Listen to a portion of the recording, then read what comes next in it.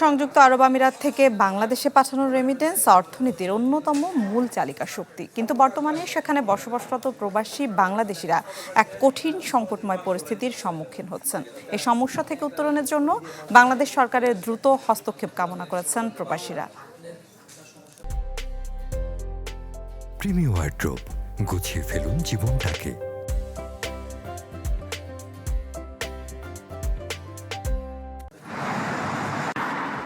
বাংলাদেশের রেমিটেন্স পাঠানোর তালিকায় শীর্ষে থাকা দেশগুলোর অন্যতম সংযুক্ত আরব আমিরাত। তবে সম্প্রতি মধ্যপ্রাচ্যের এই দেশের বিশাল শ্রমবাজারে দেখা দিয়েছে অনিশ্চয়তা। কোনো আগাম নোটিশ ছাড়া বাতিল হচ্ছে বহু প্রবাসী বাংলাদেশির আকামা বা ভিসা। বাংলাদেশ ছাড়াও পাকিস্তানের কিছু নাগরিক পড়েছেন একই সমস্যায়। হঠাৎ অটোমেটিক ভিসা বাতিলের সুনির্দিষ্ট কারণ জানা নেই প্রবাসীদের। ভুক্তভোগীদের অনেকের অভিযোগ, লাইসেন্সজনিত কোনো সমস্যা না থাকা সত্ত্বেও বাতিল করা হচ্ছে ভিসা। এদিকে ছুটি কাটাতে দেশে আসা প্রবাসীরাও পড়েছেন ভিসা বাতিলের ঝুঁকিতে।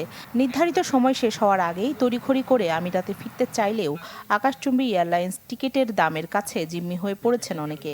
সরকারের কাছে অটোমেটিক ভিসা বাতিলের সমাধান চেয়েছেন তারা। রিটার্ন যাওয়ার জন্য টিকিট করতে 31 তারিখে, এর আগে মিনিস্টার রিসিভ করে টিকিট করার পরে এখন আমার ভিসা প্রসেসিং যে কোশ্চেন বিষয় অ্যাক্টিভ ছিল, ওখানে আমি চাকরি করি, এখন আমার ভিসাটা ক্যান্সেল হয়ে গেছে। এখন এটা মানে কোনো কারণ ছাড়া বিষয়টা ক্যান্সেল হয়ে গেছে। আমার ভিসা সবকিছু ঠিক আছে, জুলাইয়ের 22 তারিখে দেখতেছি অটো আমার ভিসা ক্যান্সেল হয়ে গেছে। কি জন্য ক্যান্সেল হচ্ছে আমরা জানি না। পাশাপাশি অভ্যন্তরীণ ভিসা পরিবর্তনের সুযোগ সৃষ্টি এবং ফ্যামিলি ভিজিট ভিসার বিদ্যমান জটিলতা দ্রুত সমাধানের প্রত্যাশা করছেন প্রবাসীরা। কূটনৈতিক সমাধানের মাধ্যমে সরকার এখনই দ্রুত ও কার্যকর পদক্ষেপ না নিলে সংযুক্ত আরব আমিরাতের বৃহৎ শ্রমবাজার বাংলাদেশিদের জন্য হুমকির মুখে পড়বে শঙ্কা তাদের। এতে বিপুল পরিমাণ রেমিটেন্স হারাতে পারে দেশ। বর্তমানে সংযুক্ত আরব আমিরাতে প্রায় 12 লাখ প্রবাসী বাংলাদেশির বসবাস। এসব প্রবাসী বছরে আনুমানিক 4.27 বিলিয়ন মার্কিন ডলারের রেমিটেন্স বাংলাদেশে পাঠান, যা বাংলাদেশি মুদ্রায় 52,000 কোটি টাকারও বেশি।